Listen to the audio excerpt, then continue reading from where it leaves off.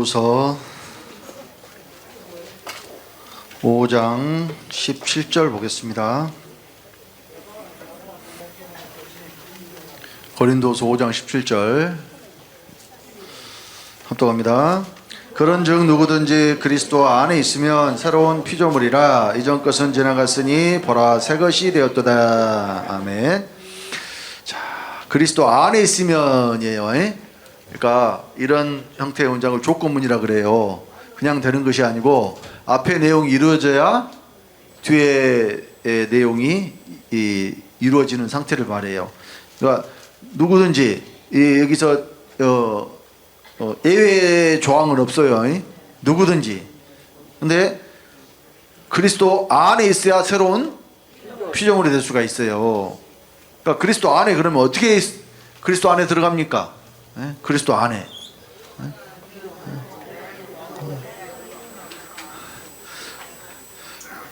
그러니까 말로는 그리스도 안에 있다고 얼마든지 할 수 있다니까요. 말로는. 또 말로는 주님 내 안에 계신다고 얼마든지 할 수가 있다니까요. 근데 그러니까 주님 내 안에라고 하는 말은 그냥 그래 안에 있으니까 안에 있는 것은 자기는 알잖아요. 그리스도께서 너희 마음에 계시게 하시고 또 그리스도께서 너희 안에 계신 건 스스로 알지 못하면 버리운 자라 그랬으니까 자기 안에 계신다. 근데 내가 그리스도 안에 있다는 것은 나는 없고 주님만 있어야 된다는 이야기예요. 내가 그리스도 안에 있으니까.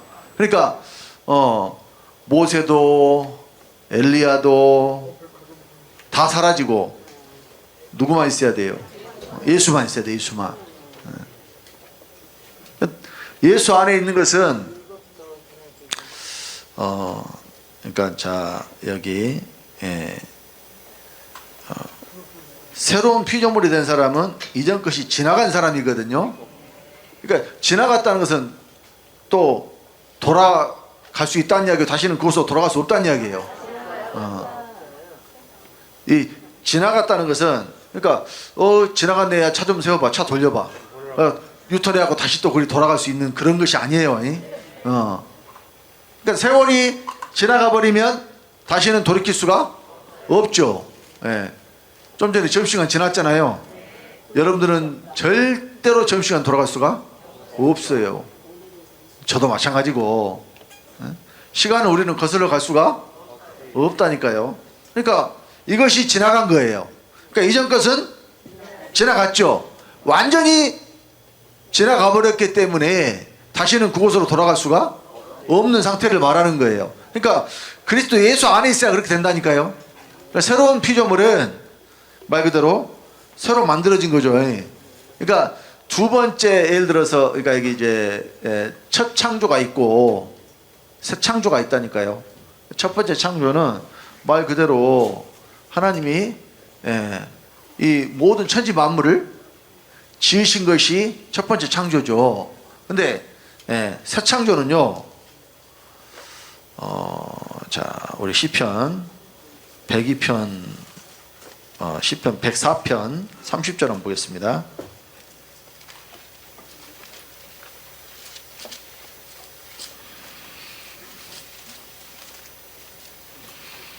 시편 104편 30절. 다 같이 주의 영을 보내어 저희를 창조하사 지면을 새롭게 하시나이다. 이것이 새 창조예요. 그러니까 이렇게 창조함을 받은 사람들이 바로 새로운 피조물이 되는 겁니다. 그러니까 뭘 보내서? 영을 보내서.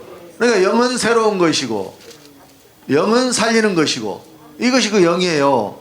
그러니까 우리에게 영을 주셔서 우리에게 어떤 영을 줍니까? 그리스도 영을 주죠. 그러니까 이제 영을 여러 가지로 말씀을 했습니다만은 하나님의 영도 있고 성령도 있고 그리스도 영도 있고 아들의 영도 있고 예수 영도 있고 있어요.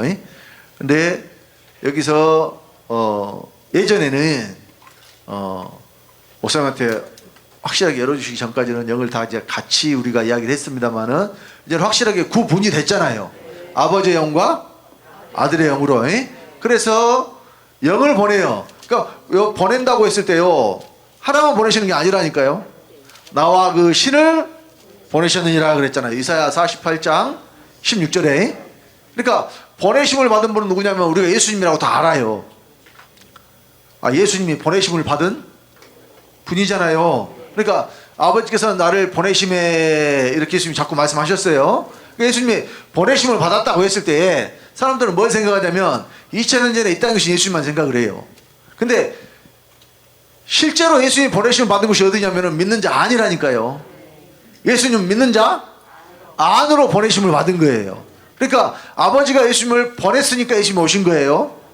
그리고 그때 신도 함께 보냈어요. 그러니까 하나를 말한 것 같지만 그것이 하나를 말하는 것이 아니라니까요. 그러니까 예전에는 예수 그리스도만 우리 안에 오신 줄 알았는데 그리스도가 오시면 반드시 하나님의 영 성령이 함께 오셔야 된다. 그러니까 에스겔서 36장 26절 27절도 같은 내용이잖아요. 거기도 한번 봅시다.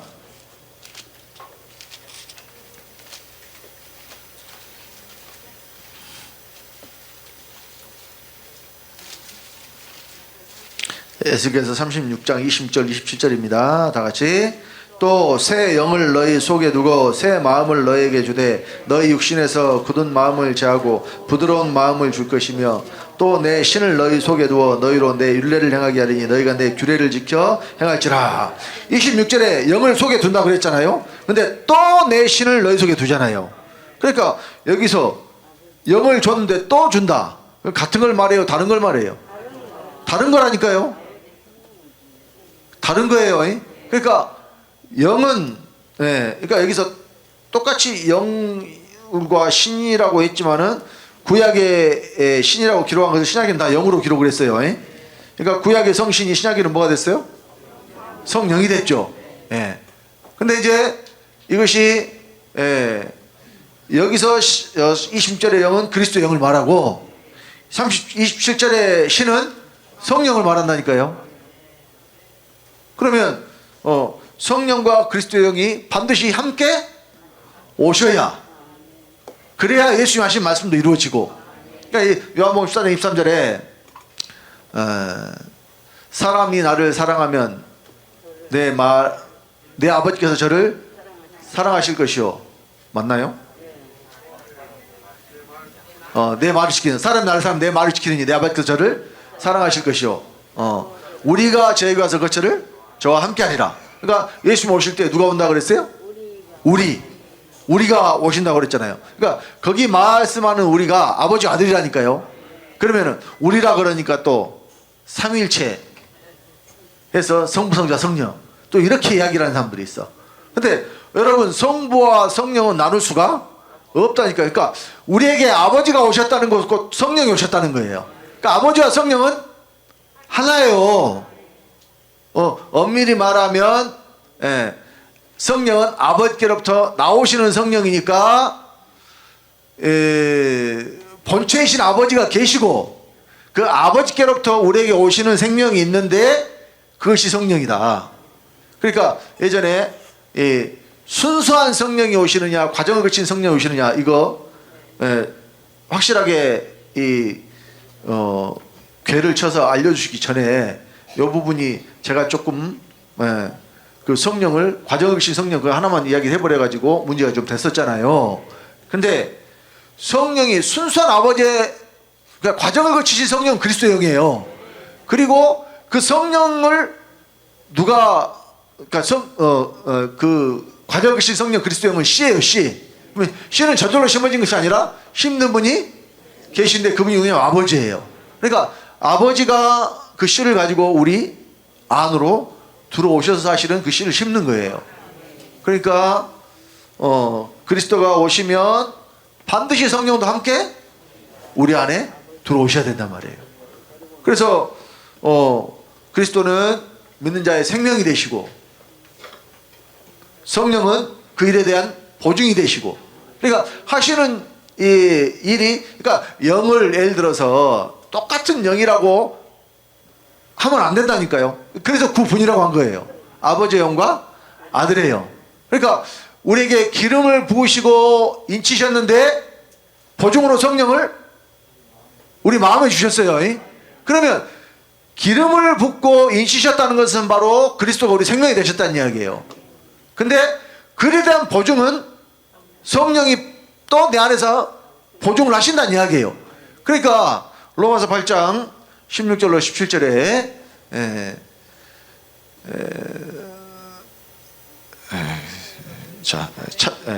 찾아서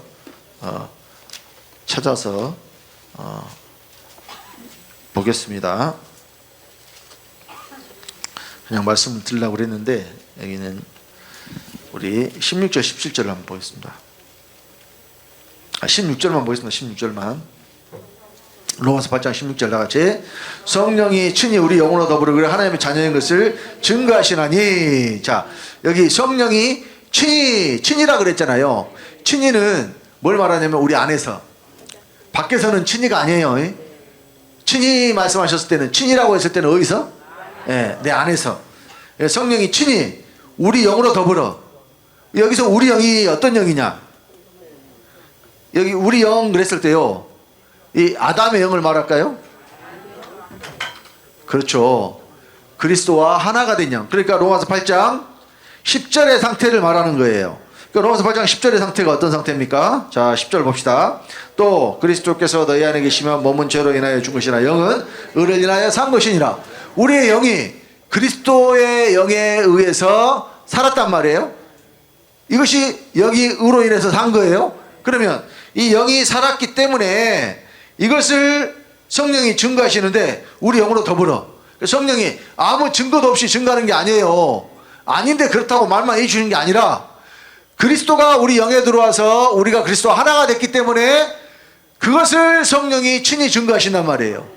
그러니까 너희는 하나님의 자녀라고. 이것이 성령의 증거예요. 근데 성령의 증거는 밖에 있어요? 안에 있어요? 안에 있다니까요. 그러니까 보증으로 성령을 어디에 줬어요? 마음에 줬어요. 그러니까 이 보증이 없으면은 가짜란 소리예요. 보증서가 없으면은,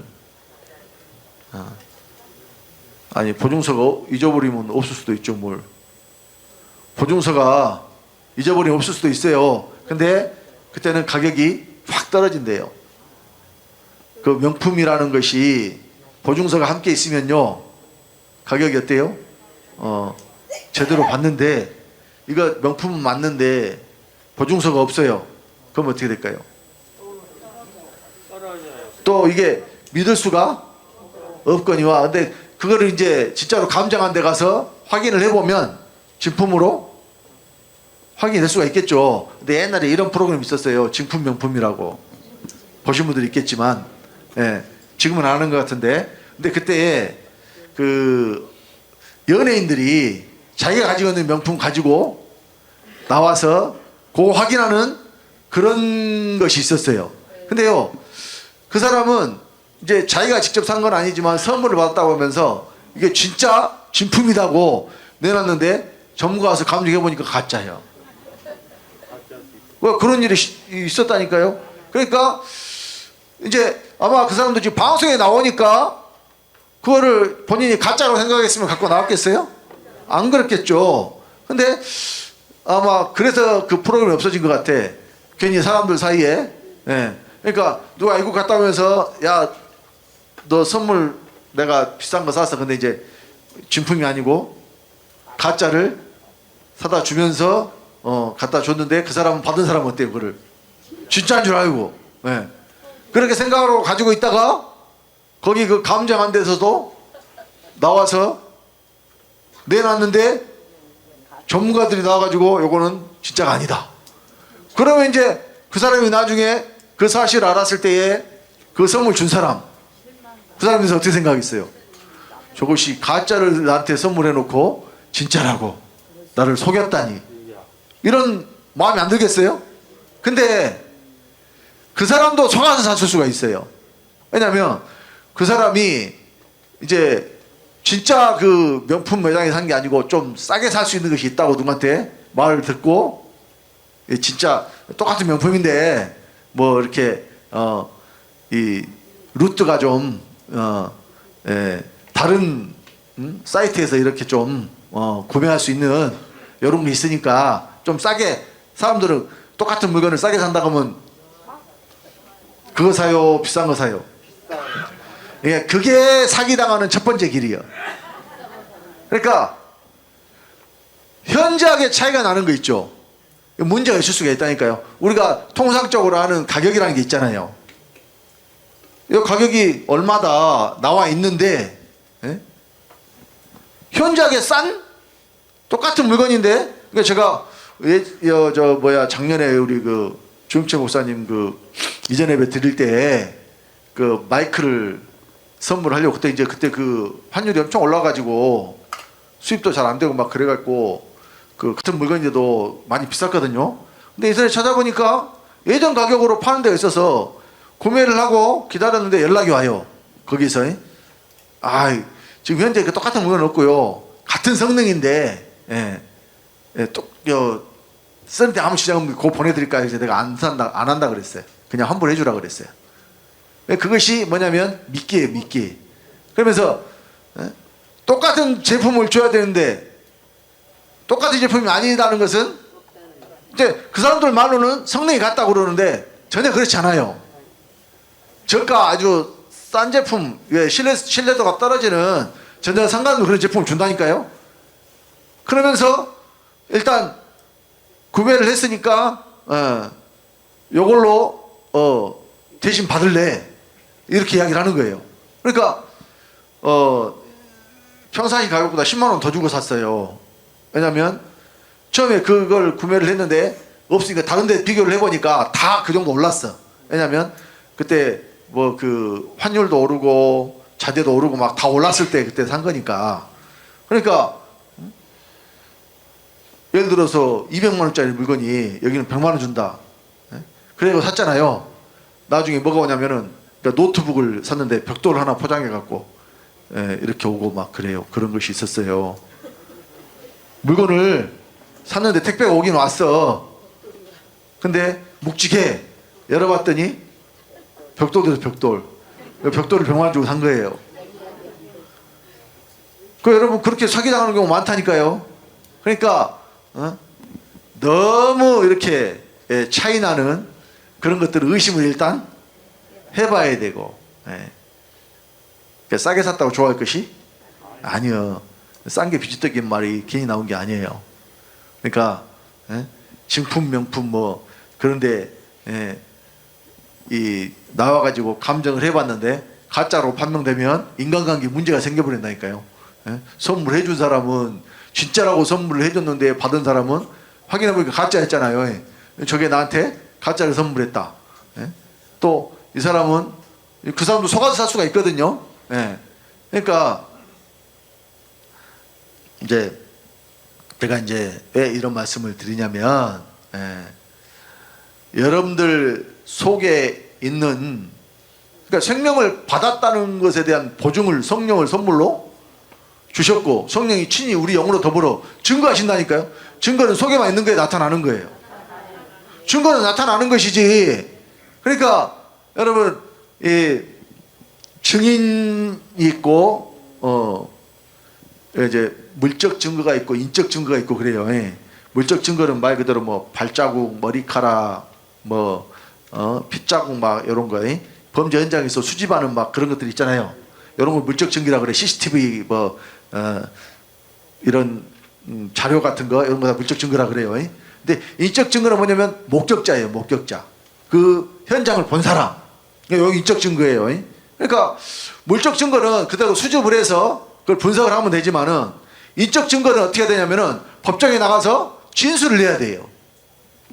그것이 증거가 되려면 그러니까 그 목격자가 경찰들하고 이렇게 조사하고 할 때는 그 사실을 말을 했는데 법정에 나가서 그 사실에 대해 그대로 진술을 하지 않으면 증거로 채택이 될까요? 안 될까요? 안 된다니까요. 그러니까 이 사람이 그 현장을 목격한 증인임에도 불구하고 그 사람의 증언이 효력을 발생을 하려면 법정에 나가서 선서를 하고 거기서 말을 해내야 그것이 뭐가 돼요? 증거가 돼요. 그러니까 이 드라마 같은 데 보면 그런 거 많이 나오잖아요. 다른 증거는 하나도 없는데 목격자만 있어. 그러면은 나쁜 놈들이 꼭 그 목격자를 없애려고 죽이려고 막 하잖아요. 근데 어떻게든지 또 그 목격자를 지키려고 그러고, 예, 드라마에 많이 나오잖아요. 그래서 그래요. 왜냐하면 법정에 못 쓰게 하려고. 왜냐하면 증거의 효력이 있으려면 어디에 있어야 되니까? 법정에 써야 되니까. 그래서 증인 보호 프로그램이라는 게 있어요. 그러니까 이게 재판에 나가서 증언을 할 때까지는 증거로 볼 수가 없는 부분이라서. 그리고 또 번복할 수 있어. 번복. 처음에 그렇게 말했다가 나중에 그것이 아니라고 이야기해버리는 경우가 있다니까요. 그러니까 위증의 벌을 증언할 때요, 선서하잖아요. 숨김과 보탬이 없이 사실만을 말할 것을 선서하고, 만약에 위증을 했으면은 벌을 받는다는 것을 선서를 하고 거기 서요. 그러니까 여러분, 위증죄가 상당히 무겁습니다. 그러니까 될 수 있으면 그런데 안 가는 것이 제일 좋고. 김큰 목사님 가보셨어요? 증언해 보셨다 그러죠. 목격자였어요? 목격자였다 하잖아요. 근데 상대방이 해코지 안 했는가 몰라. 그러니까, 예, 증거라는 것은 그래요. 그래서 여기 이 성령이 친히 우리 영혼도 부르고 하나님의 자녀인 것을 증거하신다는 것은 성령이 밖에 계세요, 안에 계세요, 지금? 안에서 증거하시니까 내가 하나님의 자녀라는 것이 나타난다는 이야기예요. 그러니까 성령이 증거하신다 그러니까 나는 가만히 있으면 성령이 알아서 증거해 준다? 성령이 어디 계신데요, 지금? 안에 계시는데? 그러니까 우리가 기름 부음을 받았고 인치심을 받았다. 그 성령이 보증을 하신다. 그러면은 성령의 보증이 내게서 나타나야 된다니까요. 그러니까 우리 영으로 더불어 성령이 친히 우리 영으로 더불어 우리가 하나님의 자녀인 것을 증거해요. 그러니까 누가 보더라도 당신 하나님의 자녀다. 이것이 없으면은 증거가 없는 거와 똑같아요. 증거는 감춰져 있는 증거가 아니에요. 여기서 증거는 나타난 증거예요. 그러니까요, 누가 여호와를 찬송한다 그러냐? 창조함을 받을 백성이 여호와를 찬송한다 그랬잖아요. 시편 102편 18절에. 누가 여호와를 찬송해요? 그러면 찬송가 부르면은 다 여호와를 찬송하는 거예요? 뭐가 여호와를 찬송하는 겁니까? 뭐가 여호와를 찬송하는 거예요? 자, 우리가 기업이 되는 것이 여호와를 찬송하는 거예요. 자, 우리 에베소서 1장 한번 봅시다.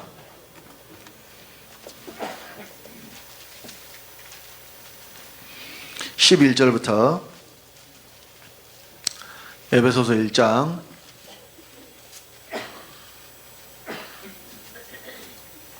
11절부터 다 같이. 모든 일을 그 마음의 원대로 역사하시는 자의 뜻을 따라 우리가 애정을 입어 그 안에서 기업이 되었으니 이는 그리스도 안에서 전부터 바라던 우리로 그의 영광에 찬송이 되게 하심이라. 그러니까 우리가 기업이 되니까 그의 영광에 찬송이 되잖아요. 우리가 자체로 기업이 돼버리니까 영광의 찬송이 돼요. 그냥 찬송도 아니고 어떤 찬송? 영광의 찬송. 그러면 영광은 우리가 뭐라고 배웠습니까? 영광은 나타납니다. 무엇이 나타나야 돼요? 똑같은 것이 나타나야 돼요. 그러니까 그리스도가 내게 그대로 나타나면 우리가 그것이 그리스도의 영광이에요. 그러니까 그리스도는 하나님의 영광이죠. 그러니까 그리스도는 영광의 소망이라니까요. 어떤 그리스도? 너희 안에 계신 그리스도는, 골로새서 1장 27절에 이 비밀은 너희 안에 계신 그리스도시니 곧 영광의 소망이니라. 그러니까 안에 계시는 것으로는 영광이에요? 아직은 영광이 아니에요? 안에 계시는 것만으로는 아직 영광이 아니에요. 그것은 영광의 소망이에요. 그 소망은 뭐예요? 바라는 거죠. 이루어지기를 간절히 바라는 것이 소망이죠. 그러면 영광의 소망이니까 그리스도가 내 안에 계신 것은 소망이지만 어디 계셔야 그럼 영광이 되겠어요? 내 몸에서 그리스도가 존귀되는 거. 그러니까 자, 빌립보서 1장 19절로 21절 보겠습니다.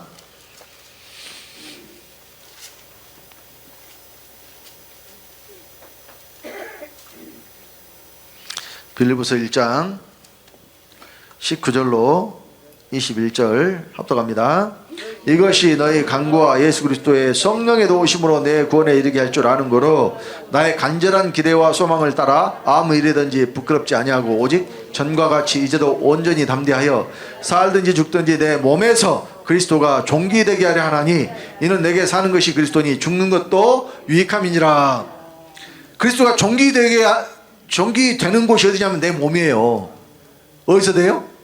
몸에서 돼요. 그러니까 여러분 그냥 안에만 계신다 이거는 얼마든지 말로 해낼 수 있다니까요. 근데 몸에서 그리스도가 존귀된다 그러면은 내가 그리스도가 됐다는 이야기예요.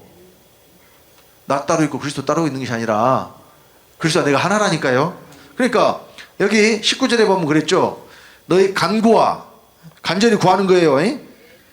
예수 그리스도의 성령의 도우심으로 내 구원에 이르게 할 줄 아는 거로. 그러니까 예수 그리스도의 성령이 뭘 도우느냐? 내 구원에 이르게 도와요. 이 구원은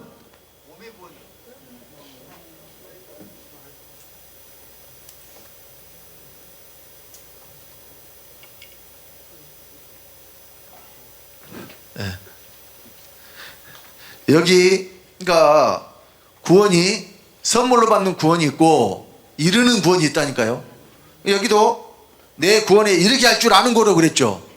그러면 구원에 이른다는 것은 상급을 말하고 유업을 말해요.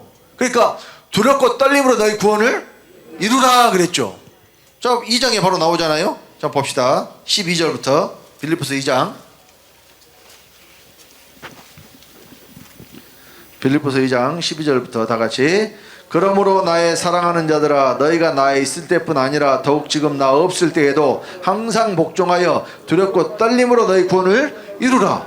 그러니까 거저받는 선물이 구원이 돼 또 여기는 구원을 이루라 그랬잖아요. 그러니까 구원이 똑같은 구원이 아니라니까요. 은혜로 선물로 받는 구원이 있는데 또 우리가 이루어야 되는 구원이 있어요. 그러니까 예수 그리스도의 성령의 도우심으로 내 구원에 이른다 그러잖아요. 그러니까 그것은 그리스도가 내 몸에서 존귀되는 걸 말해요. 그러면 그리스도가 내 몸에서 존귀되는 것은 몸의 구원이에요. 내 몸이 그리스도 몸이 됐다는 이야기예요. 이것이 바로 영광이에요. 나타남이니까. 안에만 있으면 영광이 아니에요. 이것이 바로 우리가 애정을 입어 기업이 된 거예요. 그러니까 우리가 하나님의 기업이에요. 저와 여러분들이 다. 자, 그리고 에베소서 다시 가서요.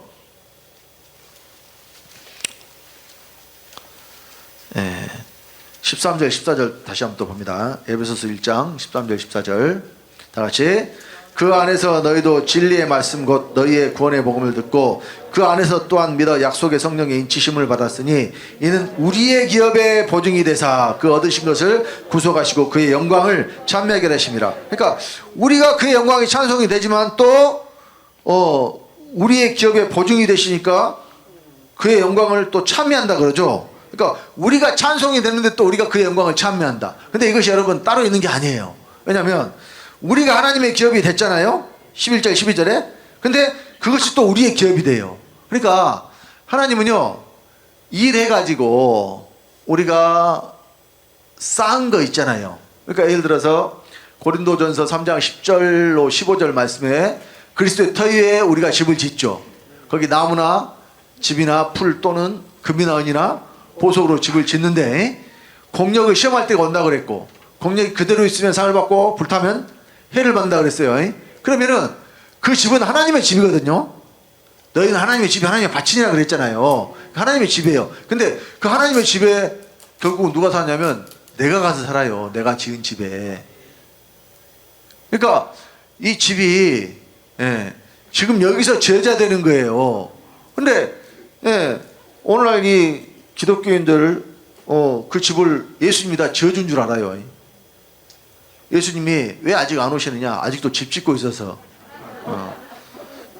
집 짓고 있어서 안 오신다 그래요.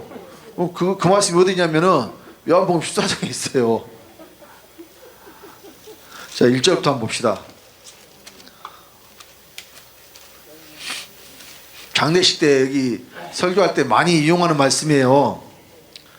요한복음 14장 1절부터 다 같이. 너희는 마음에 근심하지 말라. 하나님을 믿으니 또 나를 믿으라. 내 아버지 집에 갈 곳이 많도다. 그렇지 않으면 너에게 일렀으리라. 내가 너희를 위하여 처소를 예비하러 가노니 가서 너희를 위하여 처소를 예비하면 내가 다시 와서 너희를 내게로 영접하여 나 있는 곳에 너희도 있게 하리라. 예수님 뭐하러 가셨어요? 처소를 예비하러 가셨어요. 그러니까 처소가 예비가 다 됐으면 어떻게 하신다고 그랬어요? 내가 다시 와서 너희를 내게로 영접하여 나 있는 곳에 너희도 있게 하리라 그랬잖아요. 그러니까 예수가 아직 안 오신 이유는 처소가 아직 예비가 안 돼서 안 온 거예요. 그렇게 돼 있잖아요 지금. 그러니까 여전히 지금 예수를 기다리고 있는 사람들, 예수님이 안 오신 이유? 집을 아직 못 지었어요. 그럼 뭐 자재가 부족한가? 물가가 많이 뛰어서? 요즘에 그 아파트 이 허가가 나가지고 시공을 해야 되는데 그걸 사업권을 반납해버린 그런 아파트들이 나왔어요 뉴스에. 그러니까 사업성이 없어져 버린 거예요. 왜냐하면 너무 자재가 많이 비싸고 올라버리니까 이걸 지어서 분양을 해도 남는 것이 없을 거 계산을 해보니까 아예 그냥 사업을 접어버리는 게 낫겠다. 그래가지고 그냥 반납해버린 경우가 나왔다니까요. 서울에서 그것도. 그러니까 저 하늘나라에도 건설사가 있어서 부도가 났는가 어쨌는가. 처소가 예비가 아직 안 되는 모양이에요. 아니 처소가 예비됐으면 진짜 오셔야 됐을 거 아니에요. 그러니까 여기 처소를 누가 짓느냐? 예수님이 와서 지어요. 왜냐하면 너희를 위해 처소를 예비하면 그랬잖아요. 근데 사실은 이 이야기가 그러니까 내 아버지 집에 갈 곳이 많도다 그러니까 하늘나라에다 지금 건설을 해가지고 우리가 올라가서 거기 산 줄 알고 그렇게 생각했잖아요 다. 물론 그 집이 없다는 것이 아니에요. 영의 세계에도 우리 살 집이 있어요. 근데 그 집이 어디서 짓냐면 우리가 여기서 짓는 거예요. 그리스도의 터 위에 지금 우리가 여기서 집을 지어가지고 그 집에서 각자 살아요. 그러니까 그 집이 좋다 나쁘다 말을 못해. 왜? 누가 지었기 때문에. 자기가 지었기 때문에. 그러니까 남이 지었으면은 알았다 집을 뭐 이렇게 거지같이 지었대. 예를 들면 이렇게 불평불만도 할 수가 있어요. 근데 자기가 지어놨으니까 어때요? 자기가 지었으니까 말을 못해. 그러니까 금이나 은이나 보석으로 지어놨으면 얼마나 좋겠어요. 근데 무엇으로 지었어? 나무나 풀이나 집으로. 그러니까 여러분 저기 동남아 같은 데 가면은 집을 주로 그런 걸 짓잖아요. 아무튼 자재라고 할 것도 말 것도 없이 그냥 칸만 좀 막아놓고 그런 건 솔직히 말해서 집이라고 움막같이. 근데 우리나라는 이제 시골에 농막도 제대로 지어놔가지고 그런데 거기는 그것보다 훨씬 못하게 그냥 그렇게. 그러니까 우리나라가 사실은 굉장히 잘 살고 옛날에 비해서 사실 전 세계적으로 이 남의 나라 원조를 받았다가 원조를 해주는 나라가 된 것은 대한민국 유일하다 그러잖아요. 지금 우리나라가 남의 나라 원조해주는 나라예요. 그리고 이 외국에는요, 저 유럽 같은 데는 아마 그런단 모양이에요. 그 아파트는 못 사는 사람들이 사는 주거 형태. 그러니까 영국의 그 무슨 오래된 뭐 런던에 있는 아파트 이런 것은 빈민들이 모여서 사는 그런 주거 형태인데, 우리 여기 서울에는 아파트가 아무튼 최고급 주거 형태여가지고 아파트가 한강 쪽에 보이는 데들은 막 몇십억 뭐 이렇게 막 간다 그러잖아요. 그래가지고 우리나라 그 외국인들이 우리나라 아파트 보면 놀래 자빠진대요. 너무 좋게 지어놔서. 그러니까 세상에서도 잘 지어놓은 집은 어때요? 그냥 저는 뭐 새 아파트 가서 살아보질 않아서 모르겠습니다만은 그 아파트 새로 잘 지어놓으면은 엄청 좋다 그러잖아요.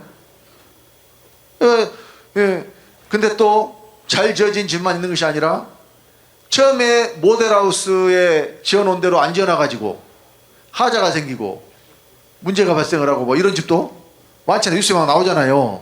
예. 그러니까 그거는 사람들이 이제 그냥 고분고분하게 그 집에 들어가요. 막 항의하고 따지고 막 원상태로 하라 그러고 계약 위반이라고 그러고 막 난리를 쳐요. 예? 왜? 누가 지었기 때문에. 자기가 지은 게 아니고 그 집 주인 사람들이 있는데 원래 약속대로 안 지었기 때문에 그렇게 할 수 있는 거예요. 근데 각자가 집을 지어가지고 그 집에 들어가 사는데 지은 것을 누가 제일 잘 알아요? 자기가 제일 잘 알죠. 그러니까 나중에 거기 들어가 살면서 말해요, 못해요? 못해. 왜? 누가 지었기 때문에. 예, 자기가 지었기 때문에. 그러니까 그것은 뭐라 그러냐면 유구무원이라 그러는 거예요. 입이 써도 말을 못해. 왜? 그 뭐 말하는 순간 자기 얼굴에 침 뱉기고 자기 때문에 그렇게 된 것인데 누구 이야기를 하겠어요? 그래서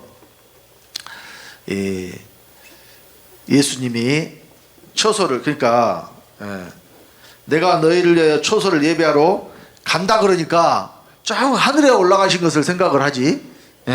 근데 사실은 다시 오신다고 했을 때에 그때 처소가 예비되는 거잖아요. 그러면 자 가서 너희를 위하여 처소를 예비하면 내가 다시 와서 예수님 다시 와요. 다시 오는 게 두 번째 오시는 거잖아요. 다시 올 때 어디로 와요? 맨날 내 안에 와요. 그때부터 집이 지어진다니까요. 왜냐하면 그리스도는 뭐가 되냐면 터가 되니까. 그리스도는 뭐가 돼요? 그리스도는 터가 돼요. 그럼 터 위에 집을 누가 지어요? 내가 지어요. 각 사람이 그 위에 어떻게 집을 지을 것인가를 잘 생각해서 집을 지으라 그랬어요. 사도 바울이. 그러니까 사도 바울이 하는 일은 터 닦는 일. 사도 바울은 그러니까 지금으로 하자면 조홍철 목사님이 하시는 일은 터 닦는 일. 그리스도가 없는 사람 속에 그리스도를 넣어주는 일. 요걸 지금 하는 거예요. 근데 각자 집을 짓는 것은 누구 몫이에요? 자기 몫이에요. 그러니까 조홍철 목사님이 여러분 집 지어줄 수가 없다니까요. 여러분 각자가 지어야 돼요. 그 책임도 누가 져야 되고, 하자가 있어도 여러분 책임져야 되고, 지붕이 없어도 책임져야 되고, 집을 지어놨는데 지붕이 없다고 해봐요. 그 집이라고 할 수가 있어요? 그러니까 옛날에 중국에서는 그랬다 그래요. 거기는 사회주의고 지금 뭐 개인 재산에 대한 것은 뭐 이제 시장 경제를 도입을 해가지고 뭐 있습니다만은 근데 이 그 개발을 할 때 우리처럼 막 이렇게 막 보상해주고 막 그런 체계가 아니에요. 왜냐하면 땅은 다 나라 땅으로 돼 있으니까 만약에 사람들이 여기 이제 새로 개발해야 되니까 나가라. 기한 전인데 안 나가. 그럼 어떻게 하냐면 지붕을 뜯어본대요. 그럼 더 이상 집이라고 할 수가 있어요, 없어요? 기계를 갖고 가지고 지붕을 통째로 그냥 뜯어버린대. 나가든가 말든가. 그러면 지붕 없는 집에서 살아요? 못 살지. 그러니까 어쩔 수 없이 나간대요. 그렇다 그래. 내가 직접 본 건 아니고 들었어요. 그런 나라라 그래. 근데 사실 우리나라는 그렇게 할 수가 없잖아요. 그러니까 집을 여기서도 좋은 집 지어가지고 집 멋있게 지어놓고 텔레비로 보면은 그런 집에 사는 사람들 많잖아요. 그러면 아따 저 사람들은 참 좋은 집에서 산다. 한 번쯤 나도 저런 집에서 살아봤으면 하는 마음이 들 때도 있어요. 근데 이 세상에서는 다 시간이 지나면 아무리 좋았던 것도 그러니까 집이라는 것이 한 10년, 20년, 30년 지나면 어떻게 될까요? 저는 이번에 명절에 피난 갈 뻔했어요. 피난. 명절에 피난 갈 뻔했다니까요. 제가 지난주에 여기서 이제 그 집회하고 참석하고 있는 중에 부목사한테 연락이 왔어요. 목사님 천정에서 물이 새요 본당에서. 근데 이제 실리콘 처리해 놓은 거 그 벽 쪽에 마감 이런 게 이제 오래돼서 예전에 유아실로도 이렇게 비 많이 왔을 때 눈이 많이 쌓였을 때 그 녹은 것이 이렇게 똑똑 떨어져 가지고 그 실리콘 처리를 한 번씩 다 했거든요. 오래되면 이제 그 굳어가지고 틈이 생기면은 스며들어서 그런 일이 생길 수가 있어요. 그래서 이제 또 그런 것인 줄 알았는데, 근데 사실은 그 주에 비가 많이 온 것도 아니고 오긴 왔는데 조금 왔거든요. 근데 물이 상당히 많이 센데, 그래가지고 이제 이제 내려가서 봤더니, 예, 확인을 해봤더니 이게 그 이제 3층이 사택이잖아요. 그 온수 그 세면 안에 있는 온수 배관 쪽에서 문제가 생긴 거예요. 거기서 물이 막, 그러니까 보일러가 돌아가면은 물이 막 계속 나오고, 예, 그런 거예요. 그러니까 이제 제가 내려간 것이 그 목요일 날, 그러니까 수요일 날 밤늦게 내려갔단 말이에요. 아들 데리고, 그냥 끝나면 데리고 가려고. 그러니까 수요일 날은 제가 확인을 못 하죠.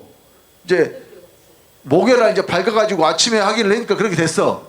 근데 그 다음날부터 연휴란 말이에요. 이제 부랴부랴 이제 수배를 해가지고 설비 기술자를. 예. 근데 이제 와서 보더니 못 할 수도 있다는 거예요. 상태가 지금 어쩔지 모른다. 공사를 할지 안 할지 뭐 연락을 주겠다 뭐 했는데, 어찌됐든, 예. 만약에 근데 그 사람 말이, 이게 이제 그 각 방으로 들어가는 온수 분배기 있잖아요. 그게 보통은 싱크대 밑에 많이 대부분 있어요. 거기서부터 보일러 그 본체에 나오는 그 구간에 지금 새는데, 이거는 다 파봐야 아는 것이다. 근데 만약에 그것이 보일러 쪽 가까운 데 있으면은 쉽게 끝날 일이지만, 만약에 싱크대 밑에 쪽 가까운 데 있으면 싱크대 다 뜯어내고 밑에 세면 다 파내고 배관을 갈아야 되잖아요. 그러면 거기 다 뜯어내면은 보일러도 못 틀지. 왜냐면 물 틀어놓은 상태에서 뭘 그걸 계속 새고 있으니까. 기도를 했단 말이에요. 아버지, 가까운 데서 터지게 또 빨리 쉽게 발견되게 해 주시옵소서. 근데 이제 걱정은 안 되고, 예. 근데 다행히, 예, 빨리 찾았고, 그 보일러 바로 내려서 꺾어지. 근데 대부분은 그게 이 접합 부위 있잖아요. 부속 써가지고 그런 데서 만약에 많이 터지는데, 그게 아니고 원 파이프의 가운데서 이렇게 옆으로 찢어져가지고 터져버렸더라고. 어디 충격을 받은 적도 없는데. 그래서 이런 경우는 드문데 그 사람도 그래요. 그래가지고 집이 지금 20년이 넘으니까, 거기가 지금 지은 지 20년 넘었잖아요. 이제 2002년 11월에 준공을 했거든요.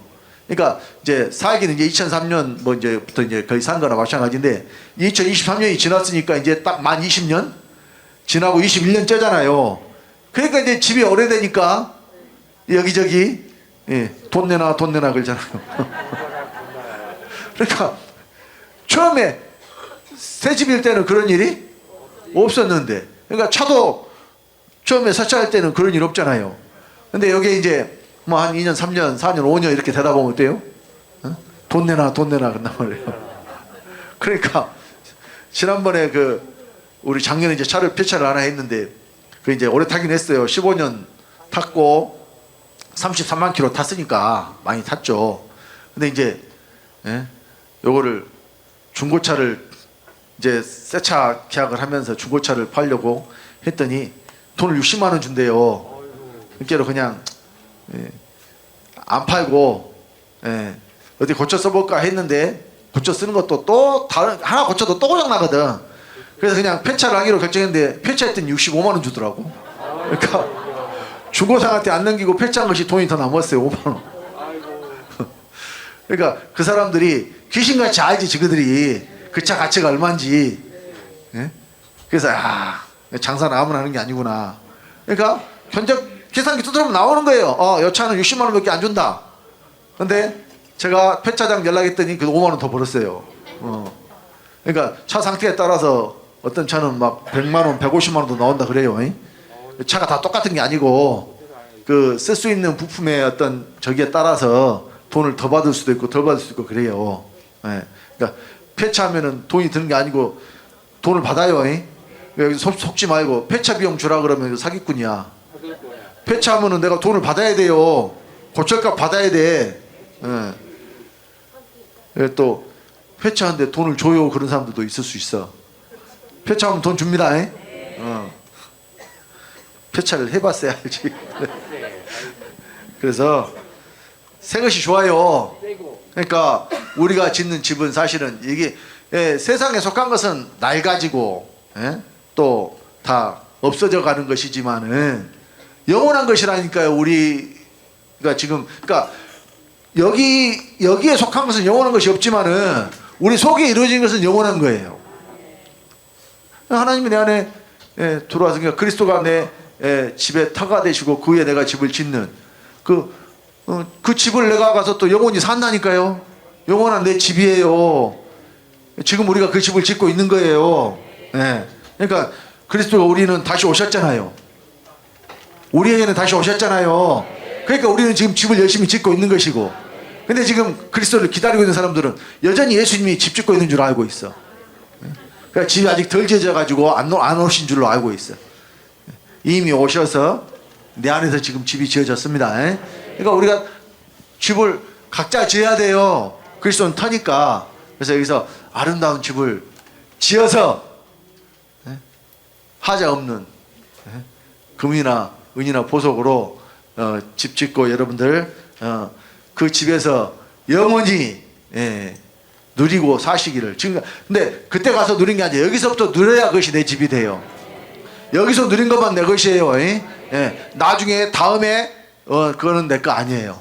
지금 내가 누리는 것만 내 것이니까 여기서 마음껏 누리고 사시기를 예수 그리스도로 간절히 축원드립니다. 기도하겠습니다. 아버지 감사합니다. 말씀을 전하는 중에 사람의 말, 인간적인 생각들이 있었다면 주님의 십자가 되어 감춰주시고 듣는 모든 분들에게 은혜만 끼칠 수 있도록 친히 역사하여 주시옵소서. 말씀 가운데 함께 하신 주님께 감사드리며 주 예수님으로 말미암아 주 예수님의 생명을 받고 주 예수가 된 하나님의 아들 주성대 목사가 기도드렸습니다. 아멘.